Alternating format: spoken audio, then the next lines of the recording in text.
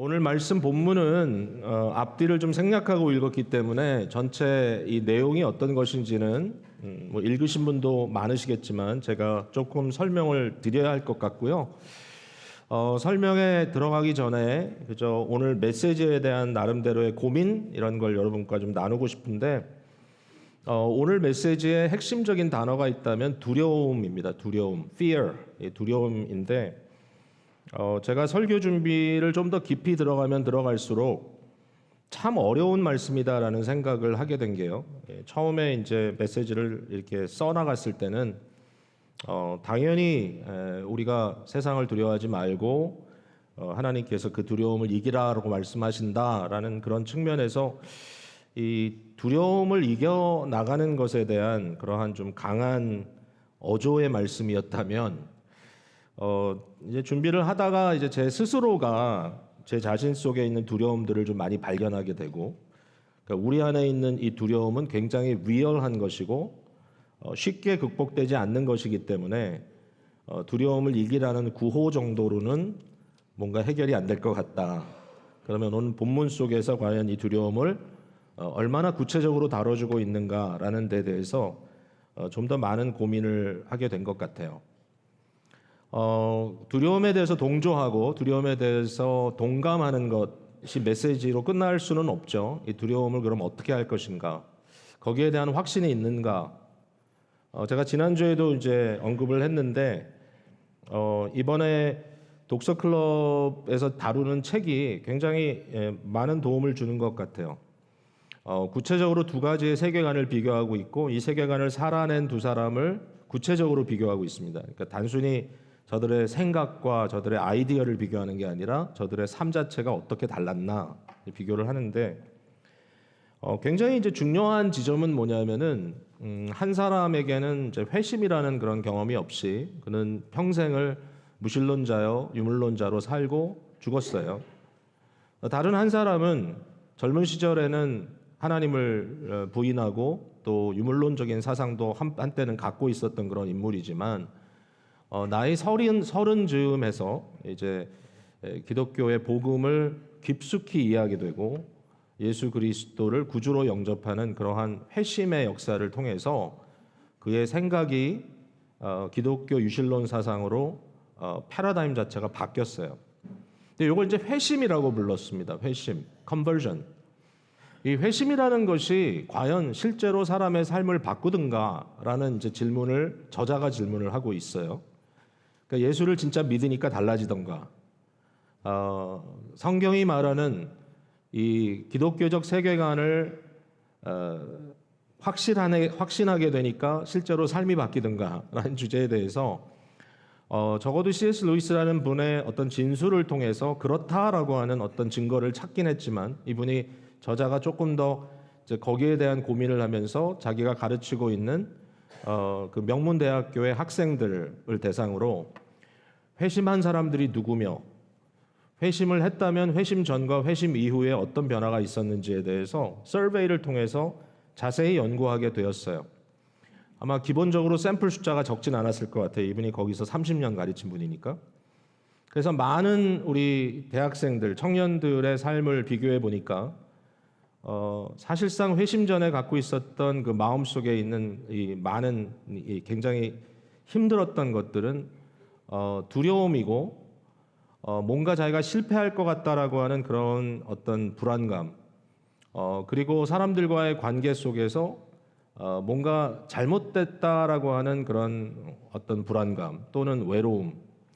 그러니까 보니까 기본적으로 오늘도 많이들 고민하는 이런 두려움과 또 불안감과 그 다음에 우울함, 이 감정이 어떤 지점에서는 좀 비슷한 것 같은데 좀 다르기도 하지만, 그러니까 이런 것들에 대해서 청년들이 정말 공부만 하고 최고의 어떤 대학까지 합격해서 들어가서 공부를 하고 있는 친구들인데 그러한 느낌 속에 꽉 굉장히 힘들었다는 걸 얘기하면서, 그러나 회심의 경험을 통해서 현저하게 그런 것들로부터 노임을 받았다. 물론 100%는 아니에요. 그러나 상당한 부분에 있어서 변화가 있었다라는 것을 이 저자가 증거해주고 있어요. 이 책 안에서.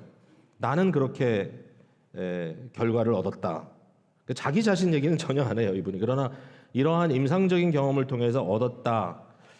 저는 거기에 좀 소망이 있다고 봅니다. 자, 정말로 하나님을 믿는다는 것은 여전히 우리에게 도전이 되는 이 두려움의 문제에 대해서 어떠한 답을 주고 있는가?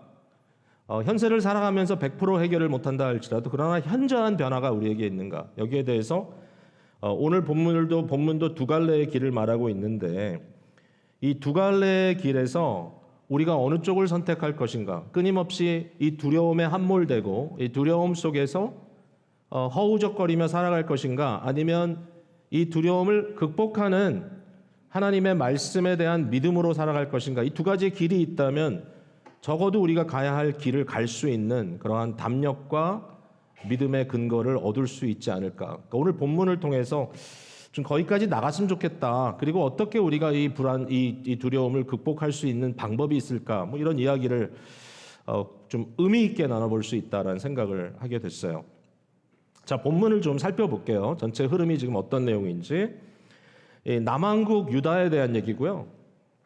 이제 이스라엘의 역사 속에 북왕국과 남왕국이 갈라져 있었던 건 여러분 너무나 잘 알잖아요. 근데 남왕국의 왕은 지금 아하스라고 하는 왕입니다. 이 왕이 썩 훌륭한 왕은 아니었어요. 그러나 다윗의 왕조의 한 왕이었던 것은 분명하고 이사야 선지자가 사역하던 시기에 굉장히 중요한 한 시간을 담당한 왕이었습니다. 근데 이 아하스 왕이 다스리던 때에 어떤 일이 벌어졌냐면은 그들과 국경을 하고 대적하고 있었던 북왕국 이스라엘 12지파로서는 한 민족이지만 그러나 갈려 있었던 이 동족이 서로 칼을 겨누고 있었던 시대에 이 북왕국 이스라엘이 그것보다 좀 더 북쪽에 있는 아람이라고 하는 나라 왕과 연합을 해서 이 두 나라가 연합을 해서 남왕국을 쳐들어간 겁니다. 뭐 이건 역사적으로 우리한테는 좀 그림이 그려지잖아요. 그러니까 한국이 남북으로 나뉘어지고 이 북쪽에서 또 그 위에 있는 어떤 외세와 함께 연합을 해서 남쪽을 쳤다. 뭐 굉장히 비슷한 시나리오가 있으니까. 그러니까 이러한 상황 속에서 지금 굉장히 심각한 문제에 봉착을 했습니다. 남왕국은 결국은 스스로를 방어해야 되는데 군대를 보내서 이제 싸웠는데 싸움을 시작한 지 얼마 안 됐는데 상당한 피해를 입게 된 겁니다. 그러니까 수천 수만 명이 피해를 입었다고 숫자가 너무 황당하게 커서요. 이게 이제 역대하에 등장을 하는 내용인데 와 정말 이 정도로 그러니까 거의 완패를 당한 겁니다. 그러니까 아하스 왕은 지금 예루살렘에 들어가 있어요. 예루살렘은 그 남왕국의 이제 중심이고 도성인데 아직 도성은 함락되지 않았지만 어떠한 말을 그가 듣게 되냐면은 그 두 왕이 지금 침범한 왕이 하는 말이 우리가 너를 반드시 무너뜨리고 너를 죽이고 그 자리에 우리가 마음껏 부릴 수 있는 다른 왕을 세우겠다. 이렇게 이제 장담을 하는 거예요. 그러니까 이 얘기를 아하스가 들었습니다. 아하스가 듣고 지금 얼마나 불안하고 얼마나 힘든 상태에 빠져 있는가. 이게 이제 오늘 본문의 내용이거든요. 이와 같이 굉장한 두려움 속에 빠져 있는 아하스와 유다 백성들에게 선지자 이사야가 나아갑니다. 하나님께서 갑자기 이사야에게 나타나서 너 가서 아하스 왕을 만나서 이 얘기를 전해주라. 가서 전하는 거예요. 길거리에서 어디를 가고 있는데 딱 만나가지고 하나님이 말씀하신다. 하나님의 말씀이다. 그러면서 전해주시는 말씀의 내용이 뭐냐면 이런 겁니다. 7장 4절에 저희를 두려워하거나 이 일로 낙심하지 말라. 지금 상황은 굉장히 어렵고 힘들지만 그러나 여기서 끝이다라고 생각하지 마라. 하나님의 계획은 다른 곳에 있다. 7장 7절에 저들이 꾸미는 일은 절대로 서지 못하며 이루어지지 못하리라. 다시 말해서 다윗의 왕조를 끊어내고 이제 자기네들이 원하는 쉽게 좀 이용해 먹을 수 있는 사람을 대신 세우겠다는 그들의 계획은 절대로 이루어지지 못할 것이다. 왜? 하나님의 약속을 거역하는 일이기 때문에. 그러면서 이제 이런 얘기를 해요. 이사야가 아하스에게 하나님께로부터 너가 사인을 어떤 징조를 좀 요구해라. 그랬더니 사인을 구하라 했더니 아하스가 굉장히 냉소적으로 그런 거 안 하겠다 이렇게 얘기합니다. 물론 뭐 이유는 뭐 하나님을 시험하지 않겠다든지 뭐 이런 얘기를 하지만 대부분의 성경 학자들은 이 답이 절대로 경건한 답이 아니라 굉장히 냉소적인 답이다. 말은 그렇게 하지만 과연 내가 여기서 구원받을 수 있겠는가? 이 상황에서 과연 우리가 이길 수 있을까? 그때 굉장히 재밌게도 이제 이사야를 통해서 두 아기의 이름이 등장을 합니다. 첫 번째 이름은 임마누엘이라는 이름이에요. 그러니까 14절 7장 14절에 주께서 친히 징조를 너희에게 주실 것이라 보라 처녀가 잉태하여 아들을 낳을 것이요 그의 이름을 임마누엘이라 하리라. 자, 궁극적으로 이 말씀은 예수 그리스도의 오심으로 성취된 말씀이죠. 너무나 잘 아는 말씀이잖아요. 근데 1차적으로 이 상황에서 한 아기가 태어나는데 그 아기를 임마누엘이라 부르자. 임마누엘이란 말은 하나님이 우리와 함께 하신다는 뜻이잖아요. 여러분 다 아시잖아요. 그 다음에 또 다른 아들 하나 낳게 되는 거예요. 8장 1절에 돼 있는데 이 아들은 1절부터 3절까지 쭉 나오죠. 이사야의 아들이에요. 이사야의 아들. 어떤 사람은 임마누엘과 이 두 번째 나온 아들이 같은 아들 아니냐 이름을 따르게 붙였지만 모르겠어요. 뭐 그렇게까지 구체적으로 설명할 수 있을지 몰라도 어쨌든 또 다른 아들을 얘기하면서 이름을 좀 길게 붙입니다.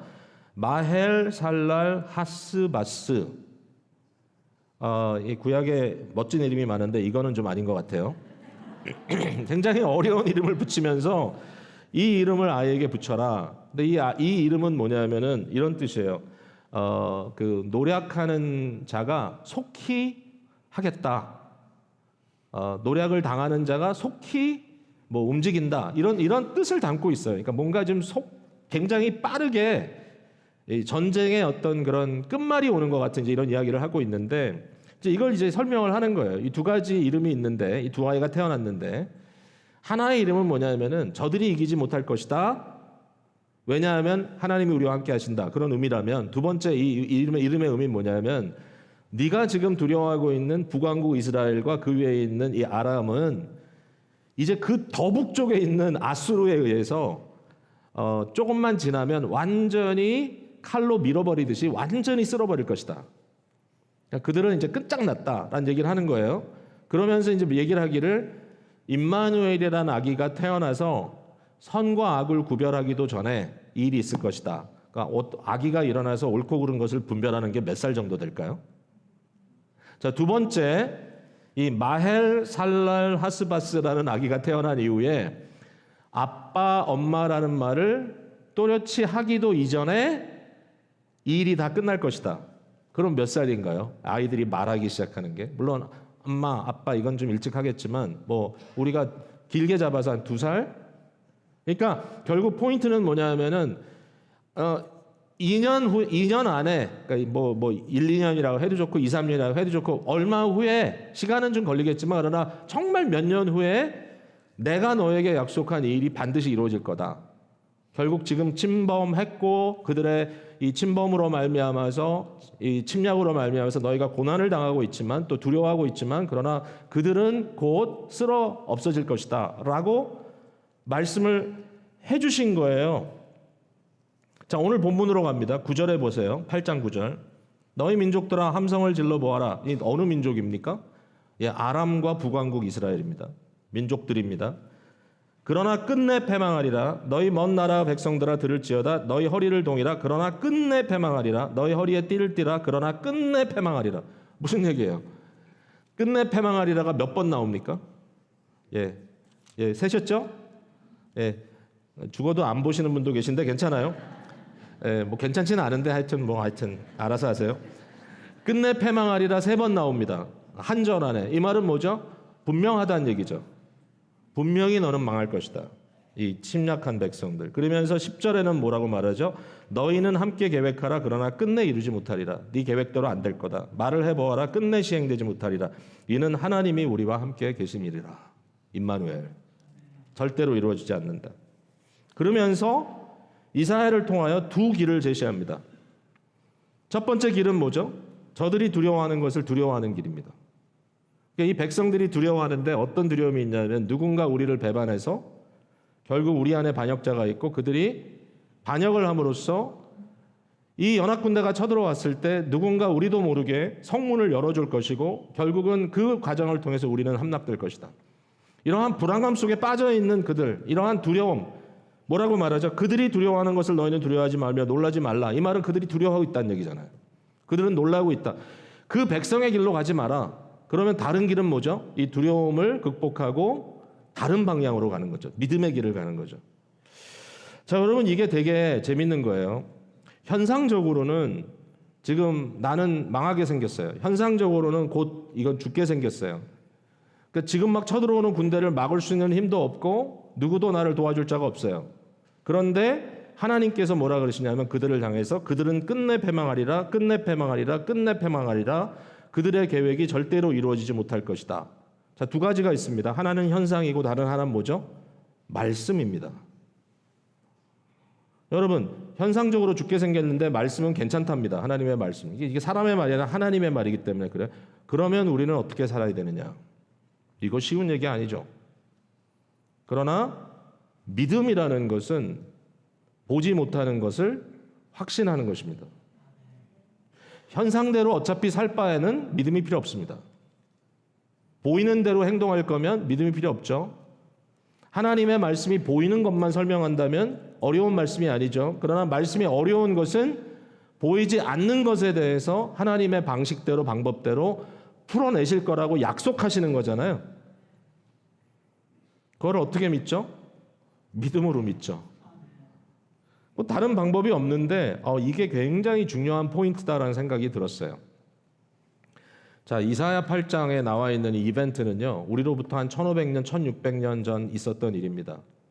1500년, 1600년, 2500년, 2600년. 제가 헷갈리네요. 시간이 참 많이 지났네요. 굉장히 오래전에 있었던 일이거든요. 아니, 이렇게 오래전에 있었던 한 역사적인 사건, 그것도 한 작은 민족에게 있었던 일을 가지고 하나님이 우리에게 두려워 말라라고 얘기를 한다면 이게 우리에게 믿어질까요? 근데 굉장히 고맙게도 브리징이 하나 있어요. 여기 다리가 하나 있어요. 교량이. 그게 누구냐면은 베드로입니다. 베드로. 베드로 전설을 한번 펴보실래요? 너무 신기하기 때문에 한번 펴보시면 좋겠어요. 신약성경 381면으로 한번 가보십시오. 네, 열심히 페이지를 좀 큰 소리 내면서 옮기시면 저는 굉장히 마음이 흥분됩니다. 성경 넘기는 소리가 얼마나 좋은지. 예, 이 페이퍼 성경, 하드카피 성경, 뭐 그냥 전화 막 찾는 분도 계신데 좋아요. 자, 3장 13절로 가볼게요. 베드로가 지금 그리스도인들에게 편지를 하고 있습니다. 13절, 또 너희가 열심으로 선을 행하면 누가 너희를 해하리요? 14절 같이 읽을게요. 시작. 그러나 의를 위하여 고난을 받으면 복 있는 자니 그들이 두려워하는 것을 두려워하지 말며 근심하지 말고, 계속 읽습니다. 너희 마음에 그리스도를 주로 삼아 거룩하게 하고. 거기까지만 읽을게요. 자, 지금 읽은 이 말씀이 이사야 8장 12절 13절 그대로 옮겨온 겁니다. 맞죠? 그러니까 지금 베드로 전서를 쓰고 있는 베드로의 마음속에 이사야 8장의 말씀이 꽂혀 있어요. 우리가 읽은 본문 말씀이에요. 한 가지 차이가 있어요. 한 가지. 이사야 8장에서는 누구를 너희가 거룩하게 하라. 누구를 너희의 주로 삼으라. 여호와, 만군의 여호와 이렇게 되어 있어요. 만군이라는 것은 모든 군대를 다 지배하시는 언약의 하나님, 여호와 하나님. 근데 그 누가 왕이냐, 그 모든 걸 지배하는 왕의 이름이 베드로 전서에 와가지고는 그리스도로 바뀌어 있어요. 그러니까 그리스도 예수가 만군의 주다. 이렇게 이제 확인해 주는 거예요. 상황이 어떠냐면은 구약의 이스라엘은, 구약의 유다 백성들은 한 곳에서 모여서 지금 쳐들어오는 외세들 또는 자기의 어떤 대적자들에 의해서 두렵고 떨고 있는데, 베드로 전서가 직면하고 있는 상황은 예수를 믿는 사람들은 다 흩어져 있어요. 흩어진 나그네요. 온 세상에. 근데 저들은 이방인들 가운데 살고 있어요. 이방인들은 하나님을 고백하지 않아요. 하나님을 몰라. 그들은 다신주의자들이에요. 예수 그리스도를 믿는 성도들에 대해서 온갖 오해와 온갖 이 모함들이 쏟아져 나오고 있어요. 저들을 대적해요. 이러한 대적자들이 충만한 가운데 이 크리스찬들은 온 세상에 퍼져서 지금 살아가고 있습니다. 살아가고 있어요. 이와 같은 자들에게 이 이사야 8장에 나와 있는 내용을 적용하는 거예요. 그때처럼 지금 하나님께서 우리에게는 무슨 말씀을 주시는가? 너희는 그들이 두려워하는 것을 두려워하지 말고 그들이 공포에 떠는 이유로 공포에 떨지 말고 오직 그리스도 예수를 너의 주로 삼고 그를 거룩하게 구분해라. 너희 마음속에. 뿐만 아니라 베드로전서 2장에 보배로운 산돌 대신 예수 그리스도를 얘기합니다. 어떤 돌이 있는데 그 돌이 살아있는 돌이에요. 그게 예수 그리스도예요. 근데 그 예수 그리스도가 그를 믿는 자들에게는 모퉁이 돌이요 기초돌이요 주춧돌입니다. 그래서 이 돌과 함께 모든 믿는 자들 역시 살아있는 돌들이 되어서 신령한 집 성소로 지어가요. 이 얘기도 느닷없지 않아요. 왜냐하면 오늘 읽은 본문에 나와 있는 내용이 있어요. 14절 8장 14절에 그가 성소가 되시리니 하나님이 성소가 된대요. 베드로의 말대로 하면 그리스도가 성소가 되는 거예요. 그러나 이스라엘의 두 집에는 걸림돌과 걸려 넘어지는 반석이 되실 것이다. 이 걸림돌과 걸러 넘어지는 스탬블링 블록. 이게 누구예요? 하나님. 바로 그리스도 예수가 믿지 않는 자들에게는 걸림돌이지만 그러나 믿는 우리에게는 함께 성전으로 지어져 가는 놀라운 그 근원이 되신다는 거죠. 그러니까 제가 지금 이걸 말씀드리는 게 여러분께 조금 지금 어색하게 들릴 수 있지만 그러나 이 내용을 제가 설명하는 건 뭐냐면 베드로 전서를 쓰고 있는 베드로의 마음속에는 이사야 8장이 가득 채워져 있다는 거예요. 모든 걸 풀어나가는데 그 핵심 속에는 예수 그리스도가 열쇠가 되어 있어요. 자, 이제 여러분들이 이러한 브리징을 통해서 이사야 8장에 나와 있는 말씀 또는 베드로전서 2장 3장에 나와 있는 말씀이 남에 대한 얘기가 아니라 우리에 대한 얘기다라고 하는 것을 이 시간에 확신해야 됩니다. 자, 그러면 이 말씀 속에 우리의 경험을 좀 담아내 볼게요. 자, 이제 두려움에 대한 얘기를 좀 본격적으로 해볼게요. 첫 번째 제가 드릴 수 있는 말씀은 이건 것 같아요. 우리 모두에게는 두려움이 있다라는 거예요. 두려움이 없는 분도 계신가요? 나는 아무것도 두렵지 않아. 할렐루야. 근데 조금 반사회적인 성품을 지닐 수 있기 때문에 조금 테스트를 해보는 것도 좋을 것 같아요. 그러니까 아무것도 난 두렵지 않아. 사실상 불가능하다라고 생각합니다. 우리 모두가 다 두려움이 있어요. 어떤 두려움이 있을까요? 자, 두 가지로 두려움을 생각할 수 있는데 하나는 뭐냐면 사실상 두려워할 이유가 없는데 두려워하는 경우가 있습니다. 이것을 두려움 또는 어떤 이 패닉, 공황이 오는 것, 또는 우울한 것, 뭐 이런 것들을 우리가 감정 질환이라고까지 얘기하죠. 그러니까 이것이 너무 심해져서 치료를 받고 여기에 대해서 어떤 프리스크립션을 받고 약을 먹어서 뭔가 도움을 받지 않으면 안 될 정도로 오늘날은 이런 얘기를 합니다. 이런 감정 질환이 하도 많아서 우리가 감기 드는 것처럼 우리의 감정적 감기가 드는 것과 같다 이렇게 얘기도 하는데 뭐 거기까지 갈 것도 없이 저는 모든 사람들에게는 일종의 그런 공포감이 어느 정도는 있다고 생각이 돼요. 우리에게 두려움이 있다. 왜냐하면 인간은 독특하게도 미래를 예측하는 존재이기 때문에 그래요. 두려움은요, 지금 내가 당한 것이 두려운 게 아니에요. 앞으로 당할 것이 두려운 거예요. 지금 당하는 건 두려움이라고 안 하고 고통이라 그래요. 지금은 페인이에요. 지금은 서퍼링이에요. 근데 미래에 당할 것은 fear예요. fear. 그러니까 모든 인간은 미래를 예측할 수 있는 아주 기능을 갖고 있기 때문에 앞으로 닥칠 unknown에 대해서 두려움을 갖고 있어요. 근데 그 미래는 모르잖아요. 어떨 때는 그것이 논리적이고 어떨 때는 논리적이지 않아요. 그렇지만 두려워합니다. 저는 이건 좀 논리적인 두려움일 수도 있는데 이 얘기를 하면은 많은 분들이 좀 정말 뭐 이렇게 질문하는 분도 계신데 설교하러 나올 때 항상 거의 매주마다 또는 매번마다 어디가 설교할 때 다른 데 가서 할 땐 더 그래요. 한 순간이 지나가요, 머릿속에. 이 어떤 순간이냐면 두려움의 순간이에요.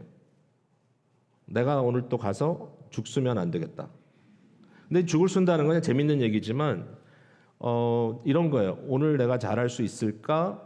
왜냐하면은 어떨 때는 설교하러 섰는데 감정적으로 굉장히 갈피를 잡을 수가 없다든지 아니면 집중력이 다 이렇게 흩어져 버려가지고 뭔가 이렇게 마음이 집중이 안 된다든지 식은땀이 쫙 나고 그리고 말이 이렇게 자꾸 꼬이고 근데 딱 눈에 들어오는 거는 조는 사람들은 눈이 크게 얼굴이 크게 들어오고 보통 때보다 많이 조시네.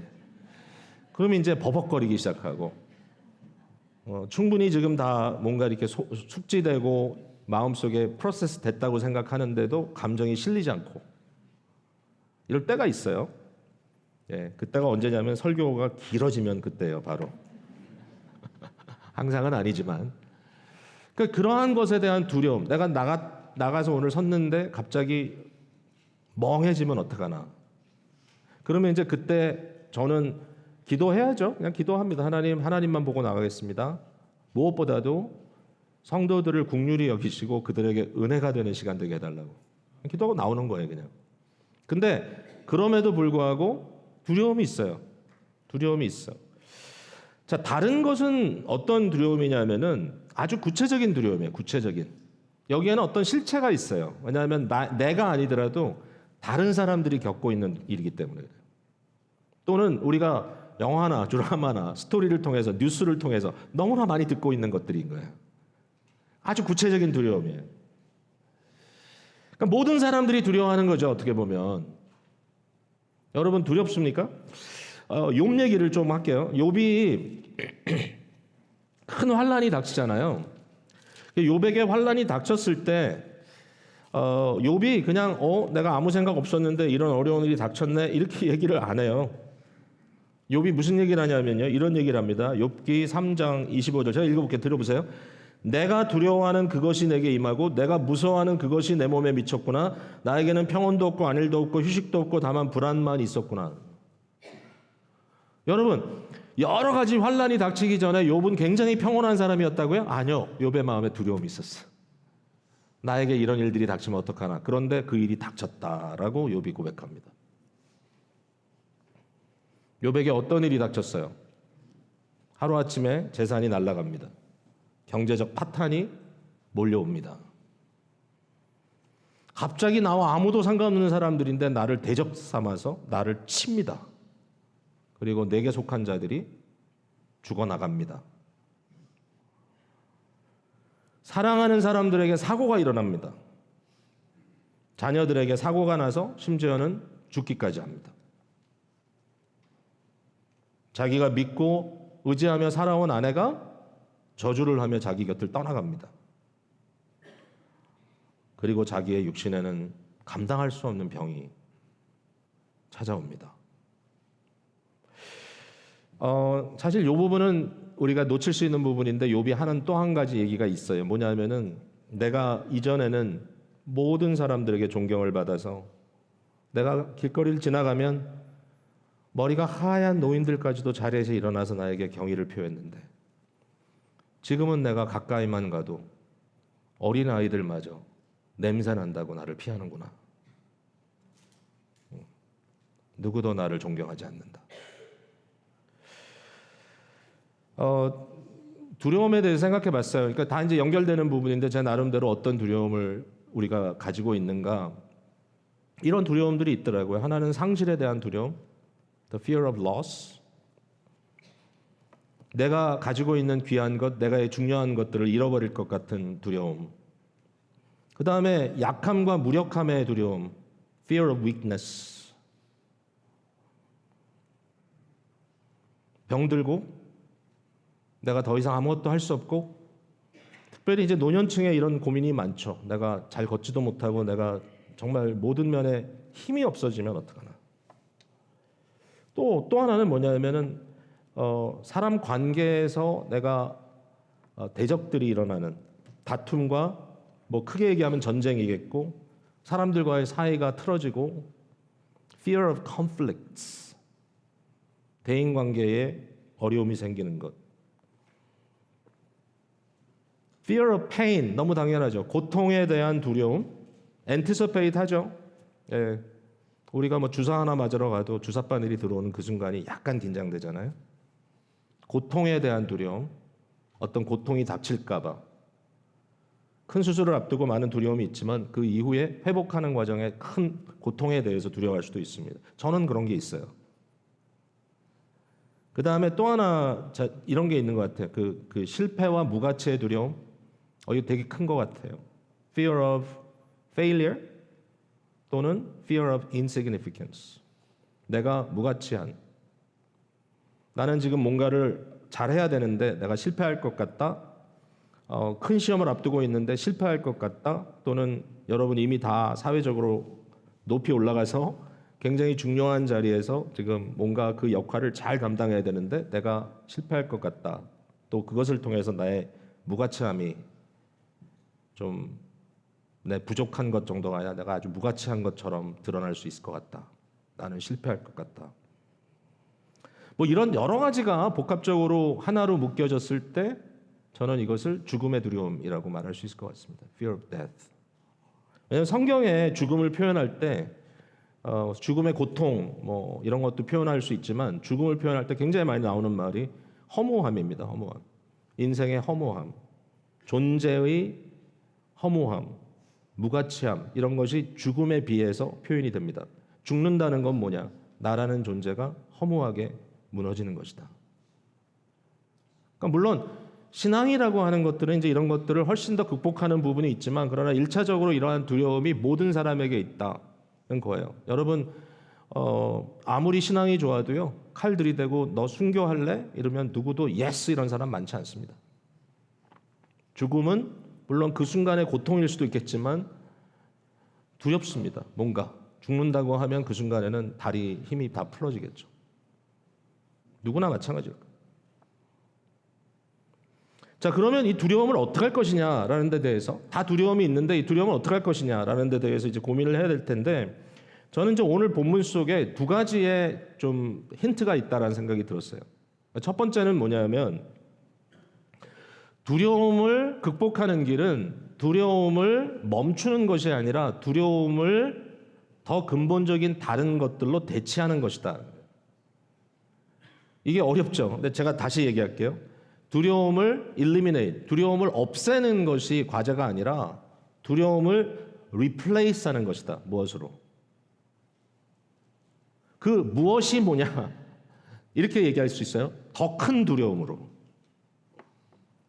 그러니까 작은 두려움들이 완전히 없어진다. 그건 불가능하다는 생각이 들어요. 그런 두려움, anticipation이 있지만 그러나 그것을 이길 수 있는 방법은 그 두려움을 더 본질적인 두려움으로 덮어버리는 것이다.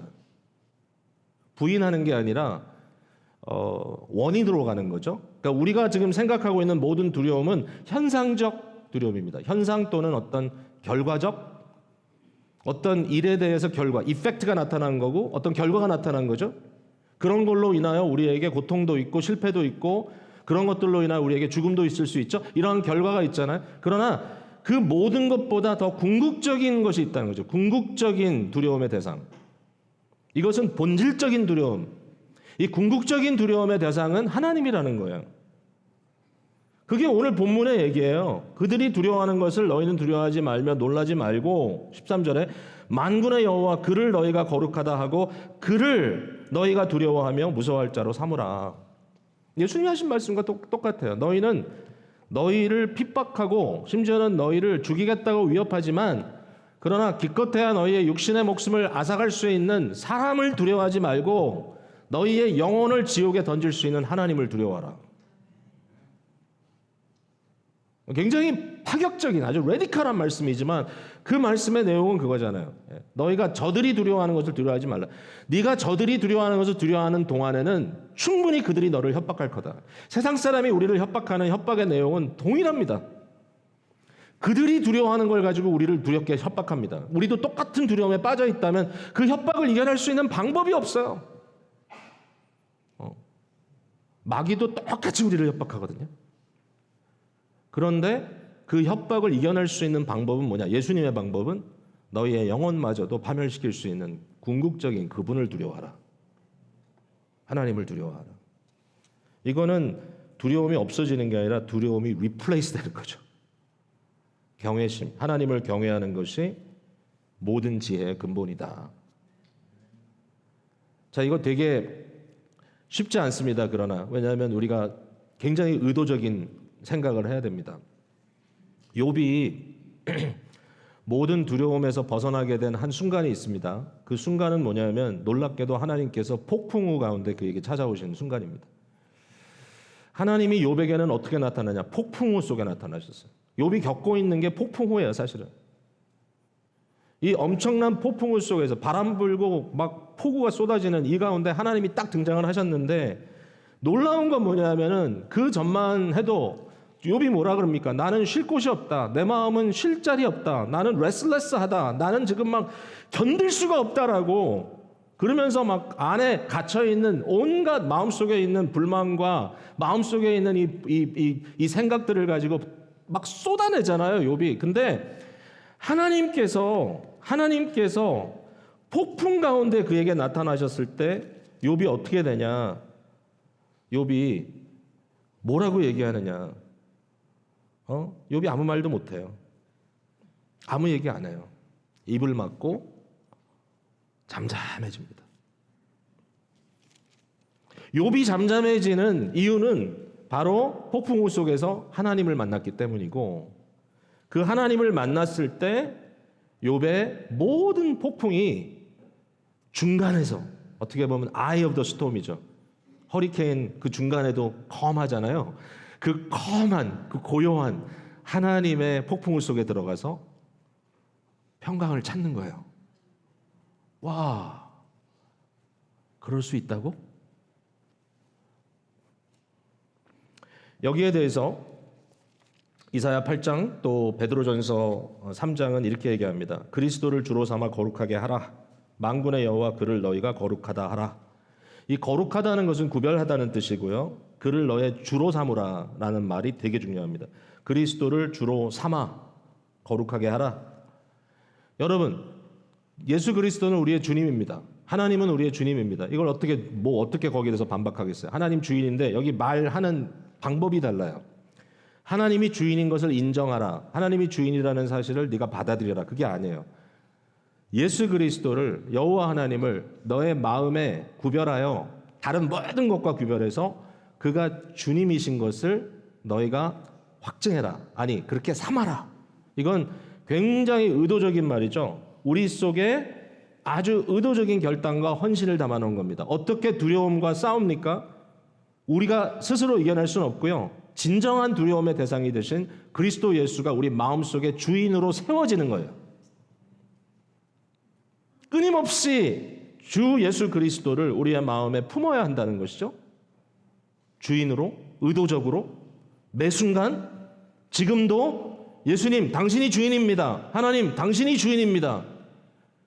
어떤 주인인가요? 모든 것을 주관하시는 주인입니다. 욥에 대해서 하나님께서 마지막으로 그 얘기하신 말씀이 욥기 41장에 나와 있는데 여러 가지를 얘기하다가 갑자기 거기에 리워야단이라고 하는 한 설명하기 어려운 그러한 짐승을 꺼냅니다. 41장 1절에 이렇게 써 있어요. 네가 낚시로 리워야단을 끌어낼 수 있겠느냐? 노끈으로 그 혀를 맬 수 있겠느냐? 너는 밧줄로 그 코를 꿰 수 있겠느냐? 갈고리로 그 아가미를 꿰 수 있겠느냐? 도대체 이 리워야단 도대체 어떤 존재인데 이걸 네가 낚시줄로 끌 수 있느냐? 네가 이것을 밧줄로 맬 수 있느냐? 이렇게 얘기할까? 컨트롤에 대한 랭귀지잖아요. 리워야단. 리워야단 영어로는 리바야탄. 굉장히 아주 화려한 단어인데 이건 아주 신비한 짐승이고요. 여기에 대해서는 정확한 답이 없어요. 이게 리워야단이 뭐야? 리바야탄이 뭐야? 뭐 정치학이나 뭐 인문학 공부하신 분들은 아마 토마스 홉스의 그 똑같은 이름을 갖고 있는 책 제목이 생각날 거고 결국 이 괴물, 상상할 수 없는 괴물, 사람들의 합의하에 세워진 절대적인 권력, 절대적인 정권 이런 것들을 이제 얘기하고 있죠. 토마스 홉스. 근데 중요한 건 뭐냐면은 사람들을 초월하는 개인의 힘으로서는 능가할 수 없는 도저히 당해낼 수 없는 어떤 거대한 힘, 리워야단. 근데 욥에게 얘기하는 거야. 네가 그것을 낚싯줄로 끌 수 있어? 네가 그것을 이길 수 있어? 거기에 대한 답은 노죠. 절대로 안 돼요. 불가능해. 그런데 비교적 이걸 비교해서 얘기를 한다면 하나님은 무슨 얘기를 하는 거야? 나는 할 수 있어. I'll do it. 그러니까 저는 여기에 리워야단이 다른 게 아니라 욥기 앞에 등장하는 사탄이라고 생각합니다. 사탄을 상징하는 것이다. 모든 악의 축이 되고 악의 근원이 되는 사탄. 사탄이 앞엔 등장하지만 뒤에는 등장하지 않죠. 사탄에 대한 아무런 답이 없죠. 근데 바로 이 말 속에 리워야단을 낚싯바늘에 꿰듯이 그를 꿰고 그의 코를 밧줄로 꿰고 갈고리로 그의 아가미를 깨고 끌고 가시는 하나님. 모든 것의 주권자 되시는 하나님. 내가 그토록 두려워하는 악을 끌고 가시는, 처리하시는, 다스리시는 하나님. 그 하나님을 만날 때, 그 하나님을 경외하고 두려워할 때 모든 부수적인 두려움들이 가라앉게 되더라. 예수님이 주인이 되셨을 때 말씀하십니다. 너희는 마음에 근심하지 말라. 하나님을 믿으니 또 나를 믿으라. 그날에는 내가 아버지 안에 너희가 내 안에 내가 너희 안에 있는 것을 너희가 알리라. 평안을 너희에게 끼치노니 곧 나의 평안을 너희에게 주노라. 내가 너희에게 주는 것은 세상이 주는 것과 같지 아니하니라. 너희는 마음에 근심하지도 말고 두려워하지도 말라. 여태까지는 이런 말들이 우리에게는 그냥 위로의 말로 들렸잖아요. 그 말이 아니에요. 위로가 아니라 예수 그리스도의 주권의 표현입니다. 나는 너의 주인이다. 나를 너의 주인으로 삼아라. 그러면 너희는 평강을 누릴 것이다. 내 안에서 스톰 가운데 폭풍우 가운데 잠잠함이 너희에게 선물이 될 것이다. 자, 시간이 가서 두 번째 얘기를 하기가 좀 여유는 없는데 그러나 지나가긴 너무 아까운 내용이에요. 성전을 이루겠다 그랬어요. 하나님이. 내가 너희의 성전이 될 것이다. 그리고 너희는 그 성전을 어떻게 이루냐? 특별히 베드로전서에 너희가 흩어진 나그네처럼 흩어져 있지만 너는 거류인이지만 너희 하나하나의 돌을 이 진정한 살아있는 돌이 되신 그리스도 예수를 주춧돌로 그를 머릿돌로 삼아서 연결해서 지어서 거룩한 성전으로 지어갈 것이다. 거룩한 성령의 전으로 지어갈 것이다. 이건 교회에 대한 이 공동체에 대한 놀라운 비전이죠. 우리는 각자 한 돌에 불과하지만 그러나 우리가 살아계신 그리스도에게 연결되었을 때 우리는 하나의 아름다운 성전으로 지어진다. 그 결과가 뭡니까? 온 세상을 향하여 우리는 왕같은 제사장의 백성이 될 것이다. 이거 뭐죠? 사명입니다. 사명. 두려움을 극복할 수 있는 굉장히 중요한 한 가지 방법은 사명감입니다. 하나님께서 내게 일을 하라고 주셨다. 이 일은 주께서 내게 주신 업무다라고 했을 때 역경을 뚫고 갑니다. 그리고 그 사명의 중심에는 사랑이라는 것이 있습니다. 요한일서 4장 18절에 사랑 안에 두려움이 없고 온전한 사랑은 두려움을 내쫓는다라고 했어요. 이거 우리가 경험한 바 있나요? 경험한 바 있습니다. 경험한 바 있습니다. 우리 아이들이 큰 스노우스톰에 갇혀가지고 아무것도 지금 움직일 수가 없다라고 연락을 받고 제가 차를 타고 나갔을 때 분명히 스톰을 뚫고 갈 수 없다는 것을 마음속에 감지했음에도 불구하고 아무 생각 없이 아이들이 있는 곳을 향해서 눈 사이를 질주하고 갔던 생각이 납니다. 코비드에 걸려가지고 캐나다 갔다가 미국으로 들어오지 못하고 거기서 앓고 있는데 심텀이 이상해. 죽을 것 같아. 제가 장거리 혼자 차 타고 가면 항상 조는데 별 생각 없이 8시간을 넌스탑으로 질주해가지고 가서 얼굴이 황달이 돼서 노래진 그 아이를 눈이 펄펄 내리는 그 순간에 차에 태워서 데리고 왔던 기억이 납니다. 저는 보통 때는 게 부담스럽거든요. 저는 생각이 많아요. 예수마을 여행도 어떻게 가는지 모르겠어요. 생각하면 갑자기 자다가도 벌떡 깨요. 야, 이거 너무 위험한데? 한두 번이라도 어려움 당하면 어떡하지? 사실 전 생각이 많아요. 근데도 경험을 하죠. 할 수 있다. 해야 된다. 왜? 사랑하니까 하는 거예요. 아들이 사랑할 때는요. 두려움이 없어요. 그냥 가요. 왜? 사명이기 때문에 그래요. 그래서 선교도 하나 봐요. 사명이기 때문에. 본질적으로 다른 사람은 아닐 테니까 저와 여러분에게 두려움의 코드를 극복할 수 있는 어떤 열쇠가 있다면 그리스도 예수를 주로 삼아 그를 거룩하게 구별하여 이 세상 그 무엇보다도 그를 경외하고 하나님을 두려워하라. 너의 영혼을 쥐고 계신 분이다. 그리고 사랑으로 장착된 사명감으로 이 인생의 발동을 걸어라. 두려움보다 가슴이 뛰기 시작할 거다. 좋은 걸로, 사명감으로. 이게 전체의 답은 될지 몰라도 저는 적어도 시작은 될 수 있다 생각이 돼서 여러분과 함께 나눕니다. 오늘도 주 앞에서 새로워지는 은혜를 체험하시는 컨버전의 역사가 일어나기를 주님의 이름으로 축복을 드립니다.